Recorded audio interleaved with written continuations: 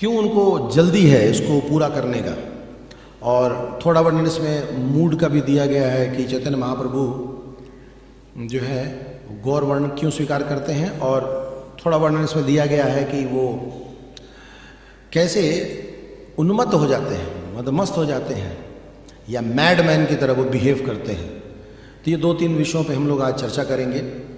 तो सबसे पहले श्रील कृष्णदास कविराज जी की इस बात को अगर देखा जाए कि जल्दी क्या है, तो वैसे तो वो लोग जितने भी हैं भगवान के नित्य पार्षद हैं, इस संसार में आते हैं भगवान की सेवा को लेकर, लेकिन इसके बावजूद भी उनको इस बात का ज्ञात है कि समय का कोई भरोसा नहीं।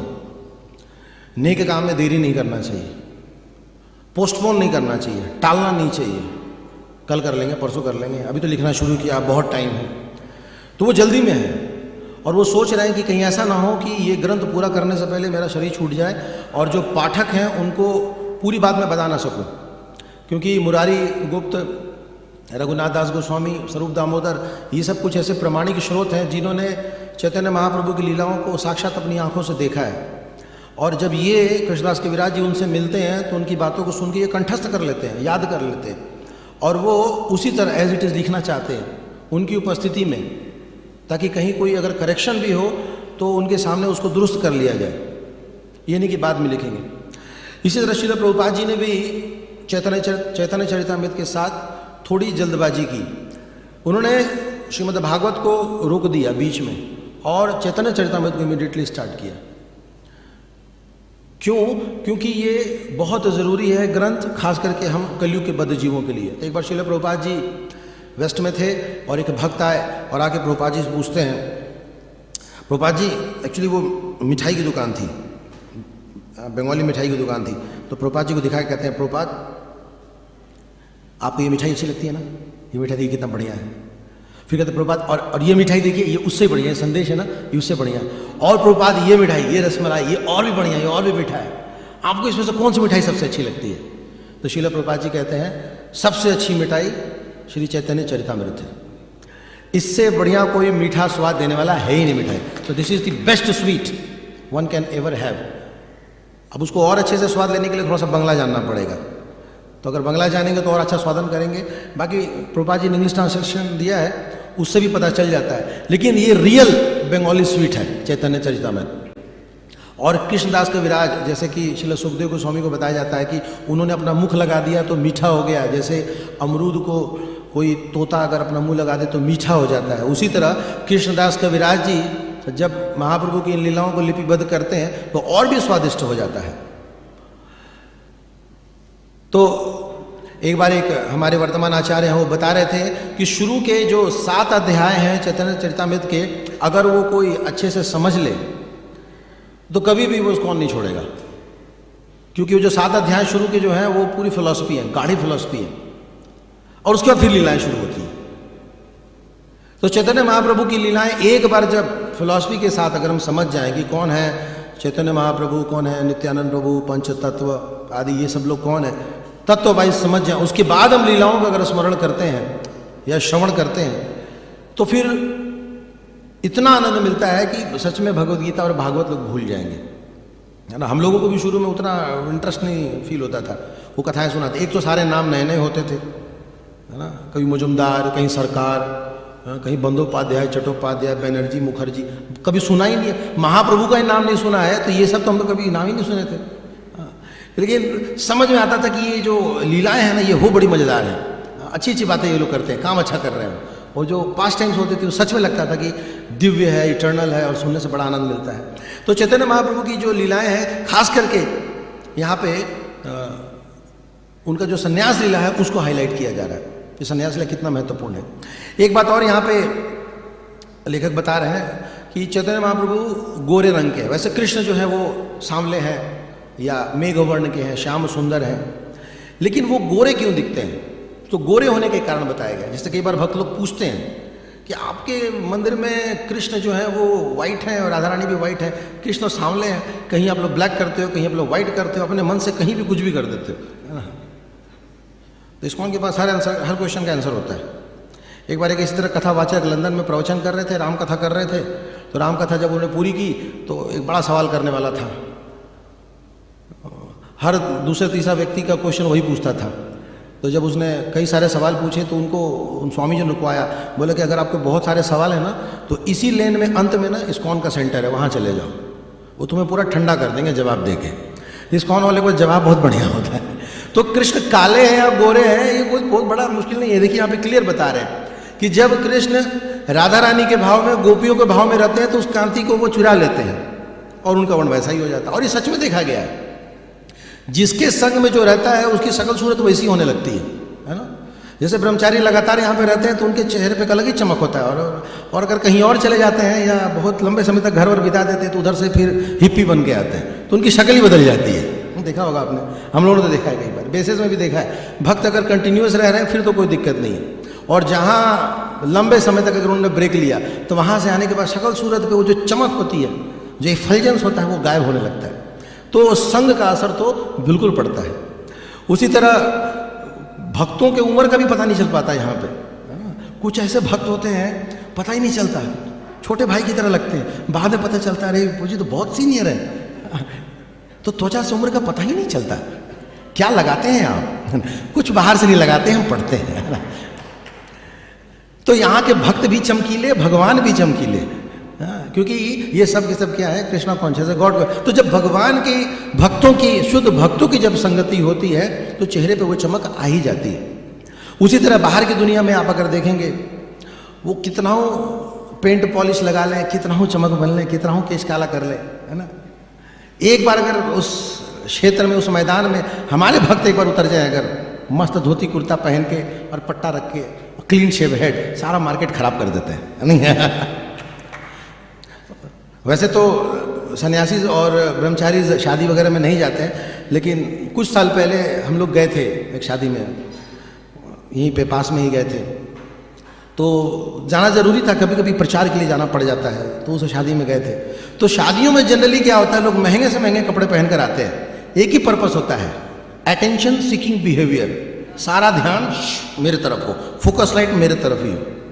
पर आप बिलीव नहीं करेंगे, जब हमारे यहाँ से 3-4 भक्त लोग गए थे, नहीं क्राउन प्लाजा में शादी थी वो, तो जब 3-4 भक्त गए थे, सब मस्त एकदम चिकना बन के, हेड शेव वगैरह करके और बढ़िया से धोती कुर्ता पहन के, वहाँ पहुँचते पूरा मार्केट खराब कर दिया। सारे लोग एक दूसरे को छोड़ के हम ही लोग की तरफ देखने लगे, और जो कैमरे वाला था वो भी हम ही लोग का रिकॉर्डिंग करने लगा। हमें बड़ा खराब लगा था, भैया ऐसे कैसे कर रहे हो, क्या है 300-400 रुपये का कपड़ा है, और वहाँ 30-40 हज़ार का शेरवानी पहन के लोग घूम रहे थे, कोई ना पूछ रहा था उनको।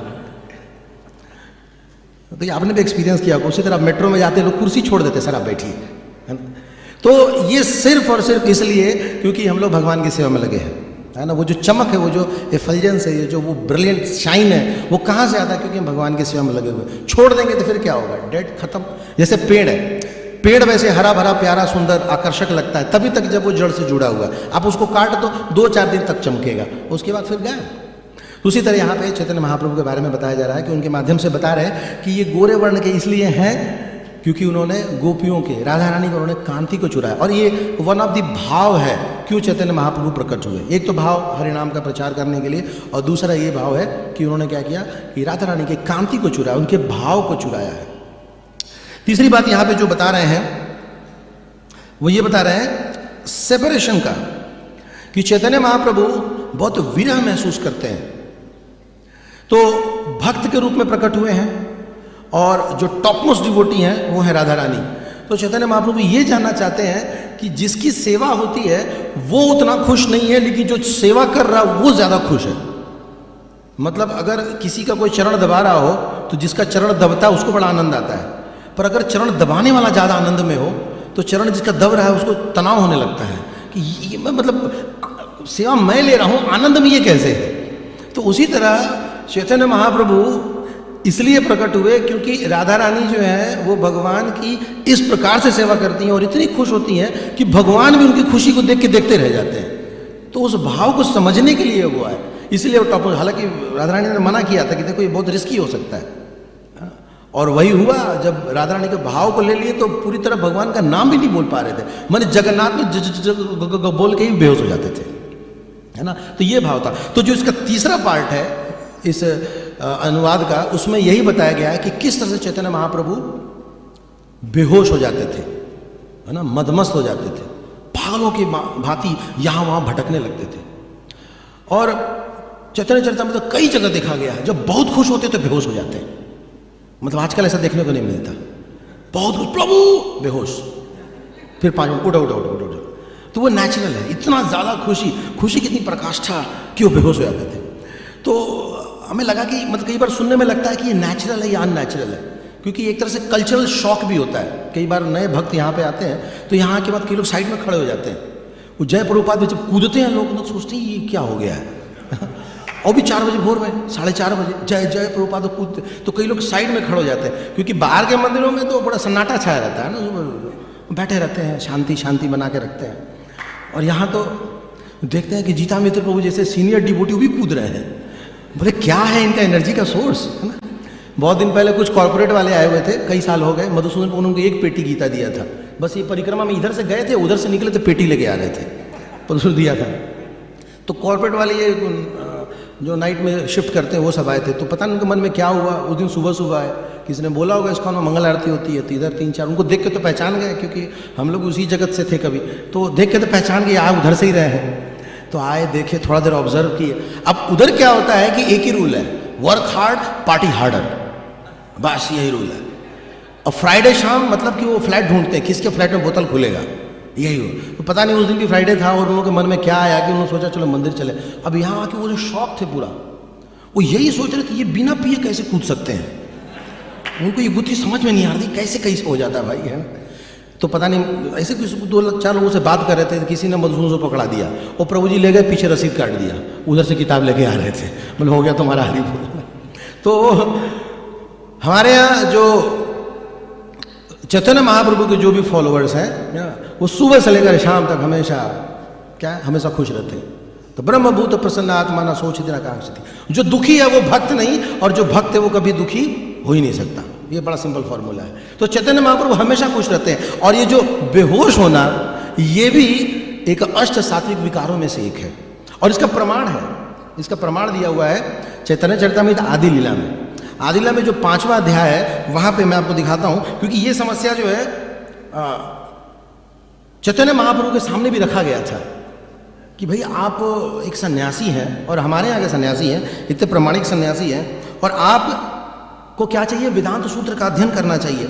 आप ये घूम घूम कर पागलों की तरह हरे राम हरे कृष्णा करते रहते हैं, ये बिल्कुल सूट नहीं करता। तो इसको पढ़कर हम लोग समझते हैं कि क्या कहना चाह रहे हैं। तो हुआ क्या था, चैतन्य महाप्रभु संन्यास लिए। वैसे तो ऐसे भी प्रचार कर सकते थे, लेकिन उनका संन्यास लेने का एक मुख्य कारण ये था कि कुछ ऐसे लोग थे जो बिना सैफरन के नीचे बात समझेंगे नहीं। जब तक संन्यास डंडा ना पकड़ो तब तक वो गंभीरता से लेंगे नहीं। और खास करके वहाँ के कुछ ब्राह्मण आदि थे और जो तथाकथित कर्मकांडी वगैरह थे, तो उन लोगों के प्रति दया दिखाने हेतु चैतन्य महाप्रभु ने फिर संन्यास लिया। तो क्या बता रहे हैं कि 24 वत्सर छिला गृहस्थ आश्रमे 25 वर्षे कैलायति धर्मे। तो कह रहे हैं कि 24 वर्षों तक चैतन्य महाप्रभु ने क्या किया कि अपने गृहस्थ आश्रम का पालन किया, और उसके बाद फिर वो संन्यास लिए। संन्यास करिया प्रभु कैला आकर्षण यत एक पालना छिल तारीखी का दिगन। तो कह रहे हैं कि संन्यास लेने के बाद शायद ही कोई ऐसा वर्ग होगा जिसको उन्होंने आकर्षित न किया हो, लगभग सबको। यहाँ तक कि इसमें बताया गया है कि जो मलेच्छ और यावन थे वो भी आकर्षित हो गए थे चैतन्य महाप्रभु को देख के, और वो भी जो है भगवान की लहर में बह गए थे। अपराधी शमाइला दुबिला प्रेम जाले के बाय दिवे प्रभु प्रेमा महाजाले। तो अपना जो प्रेम का महाजाल था उसमें सबको वो डुबा रहे थे। सब निस्तारित प्रभु कृपा अवतार, सब निस्तारित करी चातुरी अपार। तो कह रहे हैं कि हर किसी को इस माया से वो बचाना चाहते थे। वो नहीं चाहते थे कि कोई भी वर्ग इस संसार में रह जाए, लेकिन एक ग्रुप जो है वो रह गया था। और वो कौन था, इसका वर्णन कहते हैं 7.39 में कि तबे निज भक्त कैल यतमल छादी सब इदाइल मात्र काशीर मायावती। तो कह रहे कि सबका वैसे तो उन्होंने उद्धार कर दिया, लेकिन एक ग्रुप जो है वो रह गया था, और वो थे काशी के मायावादी। अब ये जो मायावादी हैं इनको प्रभुपाद जी कहते हैं कृष्ण अपराधी, है ना, ये बहुत बड़े अपराधी हैं। तो ये ग्रुप जो है अभी भी रह गया था, और इसलिए चैतन्य महाप्रभु ने यह निश्चय किया था कि इनका भी उद्धार बहुत जरूरी है। वृंदावन जैते प्रभु रहिला काशीते, मायावादी गण तारे लगली निंदिते। अब वो चैतन्य महाप्रभु लौट रहे थे, उन्होंने रूप शिक्षा दिया था प्रयाग में, और उसके बाद वो लौट रहे थे बनारस होते हुए जा रहे थे। तो वो जब जा रहे थे तो कुछ दिनों के लिए रुके थे वहाँ पे। एक्चुअली 2 बार आए, पहले कुछ दिन रुके फिर चले गए मथुरा, फिर वापस आए। तो जब कुछ दिनों के लिए रुके थे ना, तो वहाँ पे सन्यासी लोग इनका ना मजाक उड़ाते थे, निंदा करते थे कि देखो हमारे बिरादरी का होके ये क्या करता रहता है। तो बहुत घोर उनकी वत्सना करते थे। सन्यासी हया करे गायन नाचन, न करे वेदांत पाठ करे संकीर्तन। तो कह रहा कि सन्यासी होके ये क्या करता है, नाचता है, गाता है, यहाँ वहाँ घूमता रहता है, ये बिल्कुल भी इसको शोभा नहीं देता है ना। मूर्ख सन्यासी निज धर्म नहीं जाने, भाव कहैया फेरे भाव के रसने। बोले ये मूर्ख सन्यासियों के समान है। चूंकि ये इन्हीं के संप्रदाय में सन्यास लिए थे, तो इनसे एक्सपेक्ट ये लोग कर रहे थे कि आते हमारे साथ बैठते, बातें करते, है ना, हमारे लोग से वेदांत सूत्र का डिस्कशन करते, यहाँ वहाँ घूमते रहते हैं मृदंग करताल लेकर। जैसे कि यहाँ पे कई स्टूडेंट्स को कहते हैं लोग, देखो यहाँ दिल्ली आए हैं पढ़ने के लिए, है ना, इंजीनियरिंग करी है, यहाँ पे कोचिंग करने के लिए आया है, तो कोई स्टॉल लगा के खड़ा है, तुम्हारे माता पिता ने यही करेंगे, भेजा तुम यहाँ पे हैं, अभी फोटो खींच के तुम्हारे घर भेज देंगे। तो बेचारे लड़के डरते हैं, धोती कुर्ता बैग में लेके आते, यहाँ पहनते हैं 12 नंबर के बाहर। भाई देख लेंगे तो कोई तो बड़ी बदनामी होगी ना कि देखो जो धोती कुर्ता पहनता, धोती कुर्ता पहनता है, तो धोती जाते हुए तिलक मिटा लेते हैं, शर्म आती है। तो बाहर में इसी तरह प्रेजेंट कर दिया लोगों ने कि अब ये हम लोग का इटरनल ड्रेस है, मैंने इसमें जो कंफर्टेबिलिटी है वो तो वही जाने जो पहनते हैं। Same brand, same colour, whole year, no boring at all. और वहाँ वार्डरोब पूरा भर जाता है, कौन सा पहनो, पेट ही नहीं भरता वहाँ पे। तो जो नगर संकीर्तन करते हैं, जो हरिनाम लेते हैं, उनसे कई लोगों को बड़ी आपत्ति होती है ना, वो निंदा करते हैं, वो कहते हैं अपना समय वेस्ट कर रहा, समय बर्बाद कर रहा। कई बार बुक स्टॉल लगाते हैं भक्त लोग या बुक डिस्ट्रीब्यूशन करते हैं, पूछते हैं कितना कमीशन मिलता है तुम लोगों को, पढ़ लिख के यही सब करने के लिए आए हैं यहाँ पे। और बेचारे जिनकी कोमल श्रद्धा हो जाती है फरार हो जाते हैं वहाँ से, है ना। तो चैतन्य महाप्रभु ने एग्जाम्पल सेट किया, उन्होंने भी ये सारा कुछ सुना। यही सब सुनिया प्रभु हंसे मने मने, उपेक्षा करिया करो न कैला संभाषणे। सुन करके चैतन्य महाप्रभु लोगों को शिक्षा दे रहे हैं, क्या करो, इग्नोर करो। इग्नोर करने का मतलब दया करो, छोड़ो। और मने मन में हंसते थे। हंसने का मतलब भगवान ने कुछ प्लान कर लिया है, इनका हिसाब तो करेंगे जरूर, है ना, कुछ ना कुछ तो इनका हिसाब करेंगे। तो हंसे मने मने, मन मन में हंस लिया है कि इसका कुछ ना कुछ व्यवस्था करूंगा अभी मैं, क्योंकि यही एक ग्रुप जो है वो रह गया था। उसके बाद फिर क्या, उपेक्षा करिया कैला मथुरा गमना, मथुरा देखिए पुनः कैला आगमन। अब इस तरह इग्नोर करके वो मथुरा चले गए। अब मथुरा जाने के बाद फिर वापस आए, फिर काशी में वापस आए, और इस बार आकर के वो क्या किए कि तपन मिश्रा और चंद्रशेखर आचार्य इनके संपर्क में वहां पे रुके। और क्या हुआ, तपन मिश्र घरे भिक्षा निर्वाहना, सन्यासी रसंगे नाही माने निमंत्रण।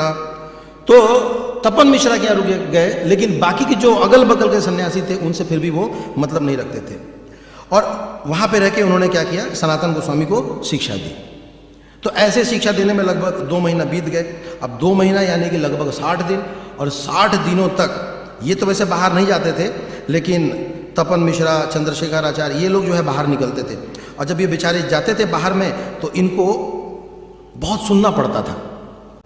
देखो, खुद की अगर कोई निंदा करे तो कोई दिक्कत नहीं है, वैष्णव के सिद्धांत में यही बताया गया कि अगर हमारी कोई निंदा करे तो कोई बात नहीं है, लेकिन विष्णु और वैष्णव की निंदा करे तो ये तो बहुत ही मतलब सुन नहीं सकते, इसको इमीडिएटली कुछ ना कुछ करना चाहिए। तो यही हुआ। तो क्या करें, इति मध्य चंद्रशेखर मिश्र तपन, दुखी है प्रभु पाय कैल निवेदन। अब चंद्रशेखर और तपन दोनों जाके चैतन्य महाप्रभु से कह रहे हैं कि प्रभु अब सुना नहीं जा रहा, बहुत हो गया, मतलब बाहर निकला नहीं जाता, जैसे झोला लेके निकलो ना वो सब फिर आपकी बुराई करना शुरू कर देते हैं।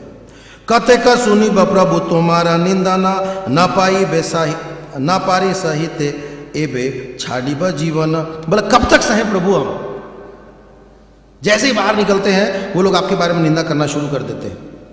वो आपको शायद पहचान नहीं पा रहे हैं, पर जो भी हो हमें सुनकर बहुत बुरा लगता है। तो कब तक हम आपकी निंदा सुने।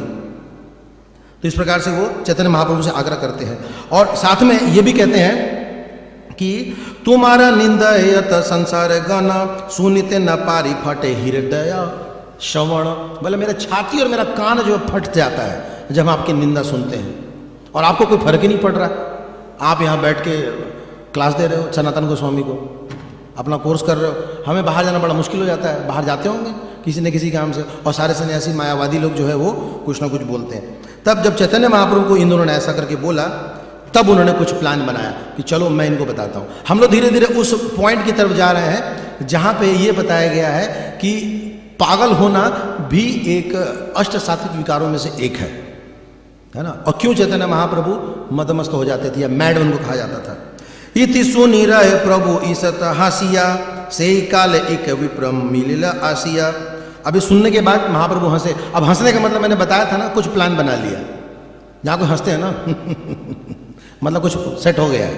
तो जैसे ही महाप्रभु हंसे उसी समय एक ब्राह्मण आया और आकर के एक निवेदन करते हैं चैतन्य महाप्रभु से। क्या कहते हैं? आशी निवेदन करे चरण धरिया एक वस्तु मांगो देह प्रसन्न हैया।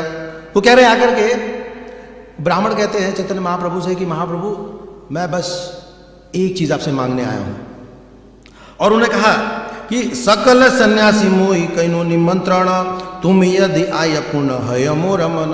वैसे तो मैंने सारे सन्यासियों को, जितने नगर के सन्यासी है उन सबको अपने यहाँ फीस्ट पे बुलाया है। अगर आप भी आ जाते तो बड़ी कृपा होती। और फिर ये भी कहते हैं कि मुझे मालूम है कि आप वैसे जाते नहीं हैं, मतलब बाकी सन्यासियों से घुलते मिलते नहीं हैं, लेकिन फिर भी मेरा ये अनुरोध है। वास्तव में भगवान ने सारा सेट किया था, इसके मन में इच्छा डाल दी होगी कि तू मुझे बुला, फिर मैं वहाँ पे आऊँ और फिर इकट्ठे सबको ना हिसाब करेंगे, जैसे भगवान कृष्ण करते थे। उन्होंने महाभारत इसलिए रचा, अब कितना घूम घूम के अधर्मियों का नाश करेंगे। एक महाभारत की रचना कर दी, अब बस सारे पापी इकट्ठा कर दिया, सबको एक साथ हरि बोल करा दिया उनका। उसी तरह जो जरासंध है, जरासंध को क्यों बार बार छोड़ते थे? बार बार इसलिए छोड़ते थे, उसको मार देते तो फिर वो भगवान का काम नहीं करता ना, उसको छोड़ देते थे, जा बाकी और को इकट्ठा करके ले आ। फिर इकट्ठा करके लाता, फिर काटते थे, उसको फिर इकट्ठा करके ले आ। तो 17 बार जो ढूंढ ढूंढ के लेकर आता था, और भगवान बैठे रहते थे अपने यहाँ। तो ये भगवान का मास्टर प्लान होता है। तो यहाँ पे भी अब पूरे बनारस में घूम घूम के कितने लोगों को समझाएंगे, हरिनाम के बारे में कैसे बताएंगे? इकट्ठे बुला के उनको कहा कि तुम सब आओ, तुम्हारा ऑटो माइंड कंट्रोल करते हैं, है ना। तो इकट्ठे बुलाया सबको। प्रभु हंसी निमंत्रण कैला अंगीकार सन्यासी र कृपा लागी एवं गीतार। तो इस प्रकार से चैतन्य महाप्रभु ने हंस करके स्वीकार कर लिया और उसके बाद उनके फिर घर पहुंचे। आरती न गेला प्रभु सेवी प्रभवने देखिली न वसिया छिन संसार सन्यासी रह गणे। अब वहाँ पहुँचते हैं, वहाँ पहुँचते देखते कि पहले से सारे सन्यासी सब बैठे हुए हैं। अब वो लोग तो इनको जानते थे, चैतन्य महाप्रभु इनको जानते थे, लेकिन चैतन्य महाप्रभु ने बहुत ही विनम्रता वाला पोजीशन लिया, एकदम हम्बल पोजीशन लिया।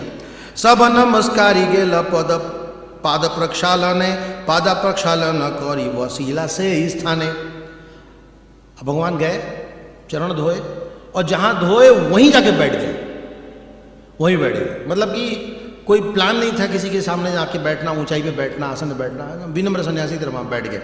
अब इनको तो सबका ध्यान आकर्षित करना था, तो फिर उन्होंने क्या किया, वहाँ बैठने के बाद धीरे से अपना प्रकाश तेज किया, अपना सारा जो इफल्जेंट का बटन बढ़ाया।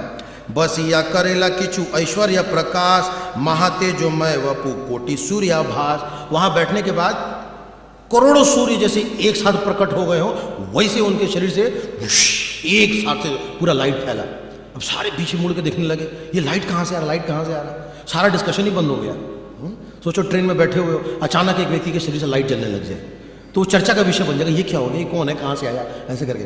तो उनके जो सीनियर मोस्ट सन्यासी थे प्रकाशानंद सरस्वती, उन्होंने भी देखा उस प्रभाव को, और वो देख करके समझ गए कि भैया ये तो कोई साधारण व्यक्ति नहीं है। तो पर्सनली उठ कर गए, और उठकर जाने के बाद क्या किया उन्होंने, प्रकाशानंदा नामे सर्व सन्यासी प्रधान प्रभु के कहिला किचु करिया सम्मान। वो गए और जहाँ के उनके क्या किया, कहते हैं यह ऐसा सुन श्रीपाद अपवित्र स्थान है वैसा की वह अवसाद। बोले श्रीपाद जी यहाँ आइए, वहाँ क्यों बैठे हैं, वो अपवित्र स्थान है। अरे आप इधर आइए, आसन पे बैठिए वहाँ पे। अब भगवान इतना लाइट दिखा दिया, बुलाना ही था, इनकी सबकी 2-2 रुपये का लाइट फ्यूज हो गया था, इनको तो कोई पूछ ही नहीं रहा था। अब साक्षात नारायण वहाँ पे बैठे हुए हैं, तो ये लोग कैसे कुछ बोल सकते थे। तीन लोगों ने क्या किया कि चैतन्य महाप्रभु को बड़े आदर के साथ बीच में बुलाया, और उसके बाद क्या कहते हैं, हालांकि भगवान बड़ा विनम्रता का पोजीशन ले रहे हैं। प्रभु कहे आमाय हीन संप्रदाय तोमा सबर सभाया वसीतन युयाय, तो कह रहे कि भाई मैं तो एक हीन संप्रदाय से हूँ, मैं छोटा मोटा सन्यासी हूँ, मैं तुम्हारे साथ क्यों बैठूँ। तो उन्होंने कहा चैतन्य महाप्रभु को कि नहीं नहीं, आप हीन संप्रदाय से कैसे हैं। पूछीला तुम्हारा नाम श्री कृष्ण चैतन्य केशव भारती शिष्य ताते तुम धन्य। बोले आप अपने आप को हीन संप्रदाय का क्यों कह रहे हैं, आप साधारण व्यक्ति नहीं हो सकते, आपने तो केशव भारती जी से संन्यास लिया है, आप तो हमारे संप्रदाय के, आप तो उच्च कोटि के हैं, अपने आप को आप हीन बिल्कुल ना कहें। फिर उसके बाद उन्होंने वही प्रश्न किए जो प्रश्न साधारणतः हम सबके मन में चलता रहता है कि भाई ये इस प्रकार का नगर संकीर्तन आप क्यों करते रहते, घूमते क्यों रहते हैं। संन्यास हैया कर नर्तन गायन भाव का सब संगे लाय कर संकीर्तन। तो आप सन्यासी होके नगर संकीर्तन करते हैं, घूम घूम के यहाँ वहाँ, ये आपको बिल्कुल भी शोभा नहीं देता। तो आपको क्या करना चाहिए, वेदांत पाठन ध्यान सन्यासी र धर्म तथा छाड़ी कर के न भाव के र कर्म। तो आप सन्यासी का धर्म छोड़ दिए, वेदांत सूत्र का अध्ययन, एक कमरे में बैठ के लाइट जला के उसके ऊपर फोकस करके ओम ओम करना चाहिए था, और शास्त्रों का डिस्कशन करना चाहिए था। ये क्या बाहर घूमते रहते हैं, ये तो भावुक लोगों का काम है। भावुक उनको कहते हैं जो लोग कोई भी काम करते हैं उसके पीछे कोई लॉजिक नहीं होता, वो सेंटिमेंटल जिसको कहा जाता है। भावुक का उल्टा लॉजिकल होता है, कुछ भी करता लॉजिक से, हाँ भाई। तो भक्ति तो शुरुआती होती है श्रद्धा से, और श्रद्धा जो है लगभग भाव के जैसा ही लगता है, लेकिन बाद में फिर उसके परिणाम जो दिखते हैं। जैसे हम लोग मैथमेटिक्स कैलकुलेशन करते हैं तो शुरू में बोलते हैं let the number be x, बाद में फिर एक्स का वैल्यू पता चलता है। पर जिनको एक्स के वैल्यू से मतलब नहीं है वो तो फिर यही बोलते रहेंगे एक्स क्यों, why not y, why not z, तो फिर करते रहो इसे लेकर जेड तक, कभी एक्स का वैल्यू वाई का वैल्यू मिलेगा ही नहीं। लेकिन लास्ट में आता है ना LHS इक्वल टू RHS, वो होगा। लेकिन हमें क्या करना पड़ेगा, अगर प्रमाणिक माध्यम से अगर हम आगे बढ़ते हैं तो चैतन्य महाप्रभु ने कहा कि आपको तो बैठ गए वेदांत सूत्र का अध्ययन करना चाहिए, आप भाव को के यहाँ वहाँ घूमते रहते हैं। तब चैतन्य महाप्रभु जो है उनको बताते हैं कि क्यों वो नगर संकीर्तन करते हैं और क्यों वो घूम घूम के पागलों की भांति करते हैं। प्रभु कहे सुन श्रीपाद इहार कारण गुरु मोरे मूर्ख देखिया करिल शासन। तो सबसे पहले उन्होंने यही बोला कि सुनिए श्रीपाद जी का कारण, मैं आपको बताता हूं। मेरे गुरु ने मुझे नंबर 1 का मूर्ख समझा, और उन्होंने मुझे कहा, क्या कहा, तो यहां पे वो हरिनाम की महिमा और इस हरिनाम से होने वाले लाभ, और उस लाभ में जो सबसे बड़ा लाभ है वो है पागल हो जाना, ये बताया गया है। मूर्ख तुम्ही तुम्हारा नहीं क वेदांत अधिकार, कृष्ण मंत्र जप सदा यही मंत्र सार। कह रहे तुम मूर्ख हो, वेदांत सूत्र का अध्ययन करने के लायक नहीं हो, एकमात्र चीज जो तुम्हें करना है वो क्या है, हरे कृष्ण मंत्र का जाप। और इसलिए मैं क्या करता हूं, अपने गुरु के आज्ञा का पालन करके बस हरिनाम का जाप करता हूं।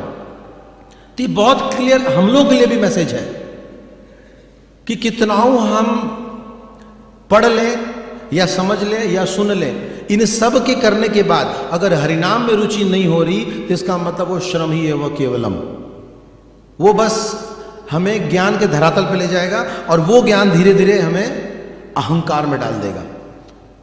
इसलिए प्रभुपाद जी ने कहा है कि 16 माला का जाप करें, और अगर राउंड्स बढ़ाने भी हो तो गुरु की आज्ञा लें, ज़्यादा समय जो है वो सेवा में दें। जब हम सेवा करते हैं तो हमारी इंद्रियां शुद्ध होती हैं, और इन शुद्ध इंद्रियों से जब हम हरि नाम लेते हैं तो फिर धीरे धीरे शुद्ध नाम की ओर बढ़ते हैं।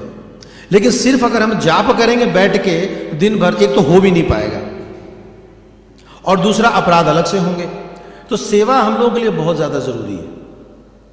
ऑफ कोर्स एक पर्टिकुलर टाइम दिया गया है, सुबह में बैठ के सब लोग साथ में बैठ के जप करें, और जब सेवा ओवर हो जाए तो एक्स्ट्रा राउंड्स भी कर सकते हैं, उसमें कोई प्रॉब्लम नहीं है। लेकिन सेवा को छोड़ करके कई बार होता है ना कि हम माला कर रहे हैं, प्रभु जी अभी मेरी माला बची है, ये इररेस्पॉन्सिबल बिहेवियर बताया गया है ना। तो सेवा के समय सेवा और जाप के समय जाप, है ना। जैसे कहते हैं don't mix driving and drinking, उसी तरह डोंट मिक्स, है ना। तो हम लोग जब मायापुर में थे एक बारी, तो परम पूज्य भक्ति धीर दामोदर महाराज प्रवचन दे रहे थे, और वहाँ पे शायद कई लोगों को पता नहीं होगा तो कई लोग प्रवचन सुन रहे थे, साथ में कथा कर रहे थे, तो महाराज ने बड़ा हैवी बोला, you are listening Bhagavat Katha and at the same time you are doing japa, you are doing aparadh. कई लोगों का माला ही छूट गया हाथ से। तो माला भी कर रहे हैं, कथा भी सुन रहे हैं, मैंने कर क्या रहे है ना, इधर इधर ही बढ़ते जा रहा, इधर ही बढ़ते जा रहा, और पता चला ना इधर के रहे ना उधर के रहे। तो जाप जो है वो नो डाउट सारी सेवाओं का सार यही है कि सब कुछ हम सुनते हैं, करते हैं, इसलिए ताकि हमारे नाम में रुचि बढ़े। लेकिन जब सेवा करेंगे तब ना, तो सेवा करने से क्या होता है, इंद्रियों की शुद्धि होती है ना, क्लीनिंग होती है, रगड़ाई होती है। जब एक दूसरे का सामना करते हैं उसमें कितने सारे चैलेंजेस आते हैं, तो उसमें सेंसेस हमारे प्यूरिफाई होते हैं, फिर हमारे नाम लेते हैं, और एक समय के बाद गुरु के आज्ञा से फिर वृंदावन जाने का परमिशन मिलता है वृद्धावस्था में। वहां जाके फिर हम भजन कर पाएंगे, नहीं तो फिर वहां जाके भजन हो ही नहीं पाएगा। वहां जाके गर्मी लगेगी, सर्दी लगेगा, बरसात लगेगा, क्लाइमेटिक कंडीशन देखेंगे, AQR देखेंगे वहां का, वृंदावन में कैसा AQR है, तो फिर वो चलने वाला नहीं है। तो ये यहाँ पे बता रहे, कृष्ण मंत्र हईते अबे संसार मोचन, कृष्ण नाम हईते पाबे कृष्णेरा चरण। तो कह रहे हैं कि इस हरिनाम से क्या फायदा है, दो फायदे बताए। एक तो कह रहे हैं संसार मोचन, इस संसार से मुक्त हो जाएंगे, और दूसरा फायदा बता रहे हैं खाली मुक्ति नहीं होंगे, प्रभु रे चरण, प्रभु का चरण भी प्राप्त करेंगे। इसलिए मैं हरिनाम लेता हूं। बता रहे कि मैं क्यों हरिनाम लेता हूं, चैतन्य महाप्रभु बता रहे हैं, नामी बिनु कली काले नाही आर धर्म, सर्व मंत्र सार नामी ए शास्त्र वर्म। और कह रहे हो शास्त्र पढ़ने के लिए, किस शास्त्र को पढ़ने के लिए कह रहे हो, एक तो उम्र नहीं है। एक कैलकुलेशन हम लोग जब डिवाइस देते हैं उसमें दिखाता है कि एवरेज आयु अगर 65 साल लिया जाए और सब कुछ माइनस कर दें, मतलब खाना, सोना, सुसु, पॉटी, ऑफिस, आना जाना, मार्केट, शॉपिंग, तो कुल मिला के 11 साल बचता है जिसमें हम कुछ कर सकते हैं। उसमें भी अभी का उम्र आधा बीत गया, मैंने 5.5 साल। अब 5.5 साल में कितना पढ़ेंगे, क्या करेंगे, सबको पता है। इसलिए बताया गया कि शास्त्र का मर्म क्या है, हरिनाम संकीर्तन। तो कह रहे हैं कि आप शास्त्र पढ़ने के लिए कह रहे हैं, इन शास्त्रों का निष्कर्ष ही है हरिनाम, और वही तो मैं कर रहा हूं। तब ये पवित्र श्लोक बोलते हैं, सब लोग ही बोल सकते हैं, हरे नाम हरे नाम हरे नाम केवलम, कलो नास्तेव नास्तेव नास्तेव गतिरन्यथा। तो कह रहे हैं कि कलयुग में और कुछ उपाय नहीं है, हरि का नाम, हरि का नाम, हरि का नाम एक उपाय है। आप कहते हैं बैठ कर पढ़ो, बैठ कर पढ़ो, वेदांत सूत्र का अध्ययन करो। अरे सारा आप कह रहे हैं ये फल का जूस खाओ, ये फल का जूस खाओ, हमारे पास ये मिक्स जूस है, सारे फल का जूस इसमें, द एसेंस ऑफ होल धर्म वो यहाँ पे है। ए याज्ञा पाई नाम लयु अनुक्षण, नाम लैते लैते मोरा भ्रंत हैल मन। अब यहां से ना वो पागलपन वाली बात शुरू होती है। अब ये बातें सुनकर हो सकता है कि कई भक्त जो है वो मतलब उनकी श्रद्धा डगमगाना जाएगा। तो क्या कह रहे हैं कि जब मैंने ये नाम जप करना शुरू किया तो मैं बिविल्डर हो गया। चैतन्य महाप्रभु कह रहे हैं मेरा पूरा सिस्टम ही हिल गया, और क्या हुआ, जितना पढ़ा था सब साफ हो गया। मतलब जितनी पढ़ाई लिखाई की है वो सब का सब मिट जाएगा अगर आप हरिनाम करना शुरू करेंगे।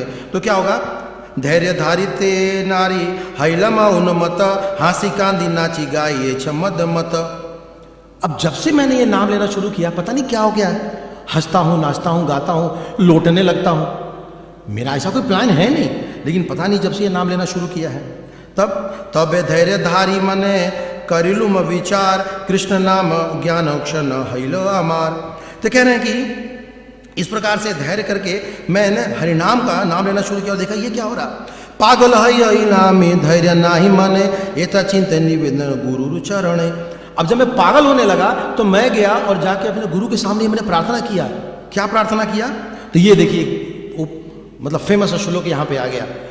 चैतन्य महाप्रभु हरिनाम लेना शुरू किए थे, अब नाम लेना शुरू किए तो उसके साइड इफेक्ट बड़े अजीबोगरीब हो रहे थे। वो जितना पढ़ा था सब साफ हो गया और दिमाग भी सेंटर में नहीं रहता, यहाँ वहाँ कूदते हैं, नाचते हैं। तब जाके गुरु के चरणों में क्या कहते हैं कि वह मंत्र दिला गोसाई की बतारा बल, जपीते जपीते मंत्र करीला पागल। बोले महाराज कैसा मंत्र दे दिया, पहले मैं ठीक था, ये जब से जप करना शुरू किया है अब मन ही नहीं लगता बाहर, कहीं बाहर खाने का मन ही नहीं करता। जितने भी लाइक माइंडेड लोग उनके साथ रहते, जो अनलाइक माइंडेड उनसे दोस्ती खत्म हो गई, रिश्तेदारों का फोन ही उठाने का मन नहीं करता, शादी ब्याह में जाने का मन ही नहीं करता, एकदम अलग ही अलग होने लगी। क्यों ऐसा हो रहा है, तो उन्होंने अपने जाके गुरु से प्रार्थना किया। और जब ईश्वरपुरी जी ने इस बातों को सुना तो क्या कह रहे हैं वो, हंसिया नाचिया मोर कराय क्रंदन, एता सुनी गुरु हंसी बोले ला वचन। अब महाराज भी हंसने लगे, ईश्वरपुरी हंस लिए, बोले भाई दवाई खाओगे तो फर्क तो पड़ेगा ही। अब आपने दवाई बड़े अच्छे से लिया है लग रहा।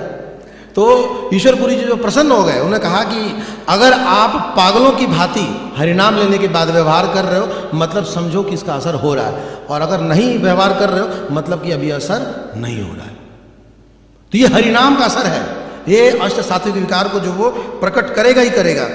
तब ईश्वरपुरी जी क्या कहते हैं, कृष्ण नामा महामंत्र एत स्वभाव जय जपे तारे कृष्ण उपजे भाव। कह रही है हरिनाम का स्वभाव ही यही है, आप जैसे ही जप करने शुरू करोगे आपके अंदर इस प्रकार के भाव उत्पन्न होंगे ही होंगे। ये तो डिफॉल्ट है, जैसे खाना खाते पेट भर जाता है, अरे भाई खाना का यही साइड इफेक्ट ही है। अब खाना खाएंगे पेट भरेगा, शरीर में ताकत आएगी। उसी तरह जब हरिनाम लेंगे आप, तो हरिनाम लेंगे तो ये सब भाव तो प्रकट होंगे ही होंगे, अगर शुद्ध नाम लेंगे।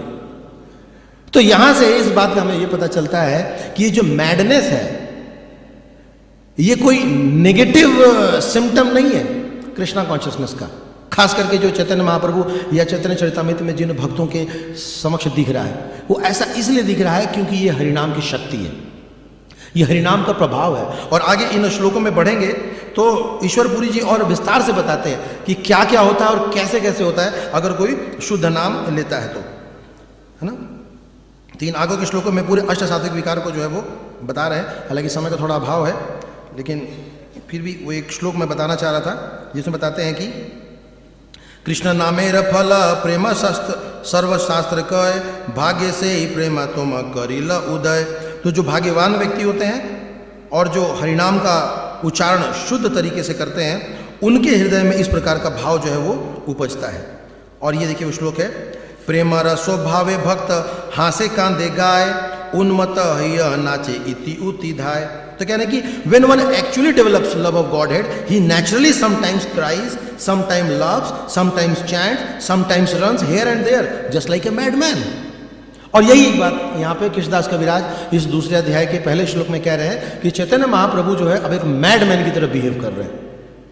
और ये मैडमैन को देख करके मायावादी कंफ्यूज हो गए थे कि आप तो सन्यासी है, मैडमैन क्यों करिए। मैडमैन होना ये तो पराकाष्ठा है, सारे शास्त्रों का निचोड़ है हरिनाम, और उस हरिनाम को कोई लेगा तो उसके अंदर इस प्रकार के भाव आएंगे। लेकिन उसको इस संसार के मैडमैन से कंपेयर नहीं करना चाहिए। इस संसार में भी कई सारे मैडमैन होते हैं ना, कांदते हैं, रोते हैं, यहाँ वहाँ धाते हैं, है ना। दोनों का लक्ष्य अलग अलग होता है। जैसे गुडनेस और इग्नोरेंस में बहुत मिलता जुलता लगता है, दोनों ही शांत रहते हैं। देखा आपने, गुडनेस वाले भी शांत रहते हैं, जैसे मान लो कोई सो जाए वो भी शांत रहता है, और जो शांत स्वभाव करता है वो भी शांत रहता है। तो पकड़ना बड़ा मुश्किल हो जाता है कि किस में है, गुडनेस में, इग्नोरेंस में, है ना। लेकिन शास्त्रों की दृष्टि से देखेंगे, शास्त्र चक्षु लगा के देखेंगे तो हमें पता चल जाएगा कि आंसू भावुकता वाले हैं या आंसू प्रेम वाले हैं। चैतन्य महाप्रभु के आंसू प्रेम वाले हैं और उनके गुरुदेव इसको कंफर्म करते हैं। Thank you so much. Hare Krishna. किसी का कोई प्रश्न है, नहीं क्वेश्चन या कोई कमेंट? यस, कृष्ण प्रिया प्रभु जी।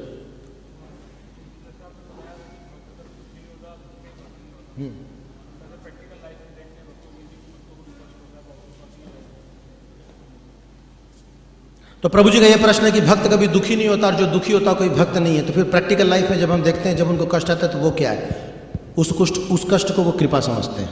उनको समझता मेरे पास एक बोरी कष्ट थी, 10-5 आ गए, तब कुल मिला के अब 70-80 बचे होंगे। वो खुश होते हैं, बढ़िया है, 10-20 कष्ट कम हो गए मेरे, अब बस 70 और बचे हैं। वरना कुंती महारानी क्यों बोलती है प्रभु कष्ट दो ताकि आपका स्मरण हो। तो वो क्या करते हैं, शास्त्र चक्षु से देखते हैं ना। वरना कष्ट देखेंगे, मैं इतनी माला कर रहा हूँ, डेली मंदिर जाता हूँ, मंगल आरती, जब से यहाँ आया हूँ तब से पेट खराब हो गया। तो इसका मतलब इसका पेट खराब होता है वो मंदिर वाले होते हैं, बाहर वालों को भी होता है खराब। तो वो एक अलग चीज़ है, ये एक अलग चीज़ है। उसका मैं ट्रीटमेंट करना चाहिए, उसका मैं इलाज करना चाहिए। जैसे कई बार भक्त लोग आते हैं, पूछते हैं प्रभु जी भूत पकड़ लिया क्या करें, तो बोले इलाज करा लो। आप इलाज करा लो, जब ठीक हो जाए तो हमारे पास आना, तो फिर हम बताएंगे क्या करना, पहले उसको निपटा लो। पर इससे उससे कोई मतलब नहीं, वो तो कर्मों का फल, जो कर्म किए वो तो भोगना ही पड़ेगा ना। तो वो हमारे पुराने कर्मों के फल हैं, अब सामने आए हैं। हम हरि नाम लेंगे तो हमारे अंदर वो शक्ति आती है उनको फेस करने का। हम उसको फेस करके आराम से, जैसे कि कोई अच्छी गाड़ी में बैठता है, मर्सिडीज में बैठता है, उसका शॉकर सस्पेंशन अच्छा होता है तो गड्ढों का पता नहीं चलता। और ऑटो रिक्शा में बैठेगा जिसमें शॉकर सस्पेंशन नहीं होता, वो ततर ततर ततर ततर पूरा रीढ़ की हड्डी खराब हो जाता है।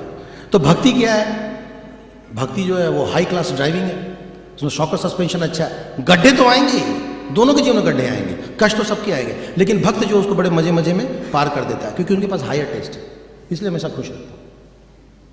तो जी कुछ कह रहे थे। Hare Krishna Prabhu ji, thank you very much for such a wonderful class. आप कह रहे थे कि जो इग्नोरेंस और गुडनेस, लेकिन यहाँ मेरे ध्यान से जो चैतन्य महाप्रभु के विकार हैं वो तो ट्रांसीडेंटल हैं, वो गुणातीत हैं, नहीं? मैं ये पूछना चाह रहा था, मतलब ये जो उनके विकार आ रहे हैं, पागलपन है, ये तो ट्रांसीडेंटल है, ये गुणों से परे है। यस प्रभु, एग्जैक्टली। तो प्रभु जी बता रहे हैं कि जो चैतन्य महाप्रभु के जो गुण है वो तो त्रिगुणातीत है, तीनों गुणों से परे है। एग्जैक्टली। तो हमें भी यही प्रयास करना है कि हमें त्रिगुणातीत हो, लेकिन उसके लिए कम से कम हम लोग को गुडनेस में आना पड़ेगा, क्योंकि गुडनेस क्या है, वो लॉन्च पैड है। जैसे एरोप्लेन है, अगर उसको उड़ना है तो कम से कम लॉन्च पैड में आना पड़ेगा। तो हम लोग जल्दी जल्दी प्रयास करें कि गुडनेस में आए, सत्वगुण में आए, लेकिन सत्वगुण लक्ष्य नहीं है। सत्वगुण से प्रयास करना है कि हम त्रिगुणातीत हों, ना ट्रांसेंडेंटल लेवल पे है। Thank you, thank you. Shri Chaitanya Charitamrita महाकाव्य ग्रंथ की, श्री चैतन्य महाप्रभु की, श्री राधा पारसारथी गौर निताय सीताराम लक्ष्मण की, श्रील प्रभुपाद की, गौर प्रेमानंदे। हरे